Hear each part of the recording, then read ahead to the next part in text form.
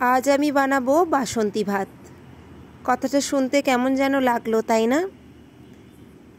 হয়তো আপনারা এর মধ্যে অনেকেই বুঝতে পেরে গেছেন যে আমি কি বানাতে যাচ্ছি। হ্যাঁ, ঠিকই বুঝতে পেরেছেন, আমি আজকের বানাবো পনির বাসন্তী পোলাও। নমস্কার বন্ধুরা, জবা কিচেনে আপনাদেরকে স্বাগত জানাই। প্রতিদিনের মতন আজও চলে এসেছি নতুন একটি রেসিপি নিয়ে। আজকে রেসিপি পনির বাসন্তী পোলাও। রেসিপিটি বানানোর জন্য আমি প্রথমে কড়াইয়ের মধ্যে দিয়ে দিয়েছি বেশ কিছুটা পরিমাণ সাদা তেল।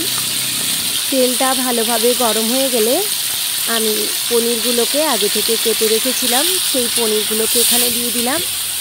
অবশ্যই পনিরগুলো রুম টেম্পারেচারের হতে হবে।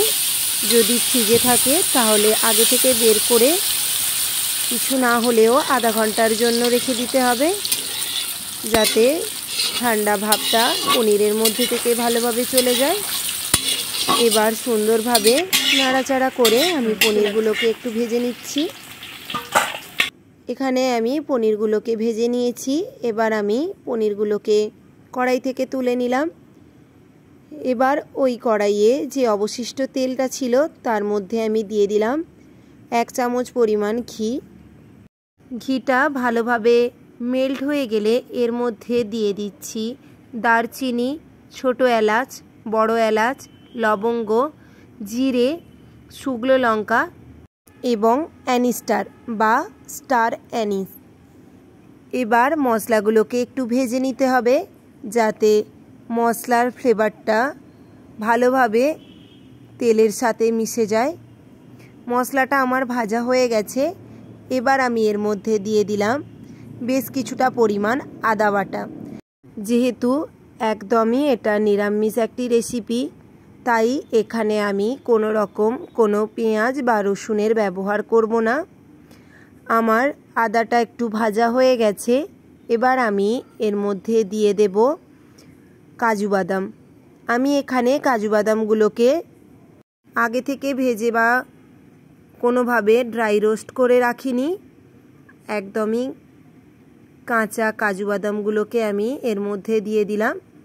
এর মধ্যেই কাজু বাদামগুলোকে ভেজে নিতে হবে। একটুখানি কাজু বাদামগুলো ভাজা হয়ে গেলে তার মধ্যে আমি দিয়ে দিলাম কিশমিশ। এখানে আমি যতটা পরিমাণ কাজু দিয়েছি তার সমপরিমাণ বা তার থেকে কিছুটা বেশি আমি কিশমিশ দিয়েছি।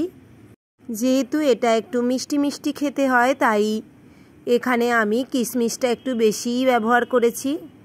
তারপর আমি এর মধ্যে দিয়ে দিলাম আগে থেকে কেটে ধুয়ে রাখা গাজর। আপনারা ভাবছেন যে বাসন্তী পোলাওয়ে কি গাজর দেওয়া যায়? হ্যাঁ, অবশ্যই দেওয়া যায়। এটা অপশনাল, আপনারা দিতে চাইলে দিতে পারেন, না চাইলে নাও দিতে পারেন। যেহেতু আমার বাড়িতে সবাই পছন্দ করে তাই আমি এখানে গাজরটা দিয়েছি। আপনারা চাইলে বিনসেরও ব্যবহার করতে পারেন। বিনসটা দিলে কালারটা একটু অন্যরকম হয়ে যায়, তখন ফ্রাইড রাইসের মতন দেখতে হয়। যেহেতু আমি বাসন্তী পোলাও বানাচ্ছি তাই এখানে আমি গাজরটার ব্যবহার করলাম। গাজরটা বেশ কিছুটা ভাজা হয়ে গেছে। আমি এর মধ্যে দিয়ে দিলাম আগে থেকে ভেজে রাখা পনিরগুলো দিয়ে আরও কিছুক্ষণ, প্রায় 1 থেকে 1.5 মিনিট আমি ভালো করে সমস্ত কিছু ভেজে নিয়েছি। এবার আমি এর মধ্যে দিয়ে দেব বাসমতি চাল। চালটাকে ভালোভাবে 2-3 বার জল পাল্টে ধুয়ে নিয়েছিলাম। তারপর পরিষ্কার জলে আধা ঘন্টার জন্য চালটাকে ভিজিয়ে রেখেছিলাম। চালটা ভালোভাবে ভিজে গেছে। তারপর আমি চালটাকে জল ঝরিয়ে এর মধ্যে নিয়ে নিলাম। এবার ভালোভাবে সমস্ত কিছু একসাথে মিশিয়ে নিতে হবে। দেখতেই পাচ্ছেন বন্ধুরা, ঠিক এভাবে আপনারাও সমস্ত কিছু একসাথে মিশিয়ে নেবেন। তারপর এর মধ্যে দিয়ে দিলাম বেশ কিছুটা পরিমাণ জল। আমি এখানে যতটা পরিমাণ চাল দিয়েছিলাম তার সমপরিমাণ জল দিয়েছি। এটা দেখে নিতে হবে ঠিক এভাবে যেন চালগুলো জলের মধ্যে ডুবে যায়। ঠিক এভাবেই জলটা দিয়ে আপনারা চাইলে একটা ঢাকনা দিয়ে দিতে পারেন। ঢাকনা দিয়ে দিলে খুব সহজে চালগুলো সেদ্ধ হয়ে যাবে। না চাইলে আপনারা এভাবে রেখেও দিয়ে ভালোভাবে জলটাকে ফুটিয়ে নিতে হবে।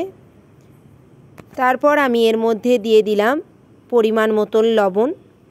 দেখতেই পাচ্ছেন বন্ধুরা, আমার ভাতটা কিছুটা সেদ্ধ হয়ে গেছে। এটাকে এভাবেই রেখে দেব। আর এই দিকে একটি পাত্রের মধ্যে বেশ কিছুটা পরিমাণ লিকুইড দুধ নিয়েছি, যেই দুধটা আমি আগে থেকে জাল করে রেখেছিলাম। তার মধ্যে দিয়ে দিলাম ফুড কালার। এখানে আপনারা চাইলে কেশরও ব্যবহার করতে পারেন।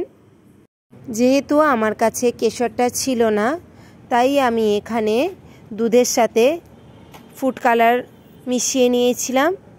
আপনারা চাইলে এখানে আগে থেকে কিছুটা উষ্ণ গরম দুধের মধ্যে কেশরও ভিজিয়ে রাখতে পারেন। তাহলে এরকম একটা সুন্দর ফুড কালার আপনারা বাড়িতেই বানিয়ে ফেলতে পারবেন। আর সেটা শরীরের জন্য খুবই হেলদি একটা বিষয়।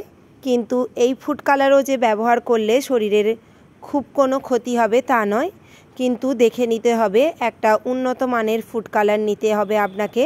তারপর অনবরত এভাবে নাড়াচাড়া করে ভালোভাবে দুধ এবং ফুড কালারের যে মিশ্রণটা তৈরি করেছিলাম পুরো রাইসের সাথে মিশিয়ে নিতে হবে, ঠিক এভাবেই।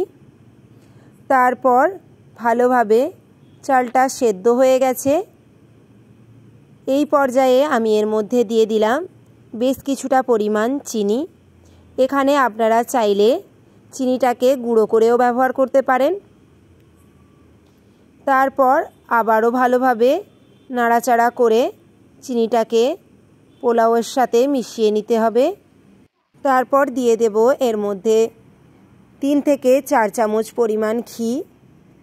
আমি এখানে বেশ অনেকটা পরিমাণ ঘি দিয়েছিলাম, যেহেতু বাসন্তী পোলাও ঘি দিলে খেতে অনেক সুন্দর হয়। দেখতেই পাচ্ছেন বন্ধুরা, আমার এখানে তৈরি হয়ে গেছে খুবই ঝরঝরে পনির বাসন্তী পোলাও। রেসিপিটি যদি আপনাদের কাছে ভালো লেগে থাকে রেসিপিতে একটি লাইক, কমেন্ট এবং শেয়ার করে দেবেন।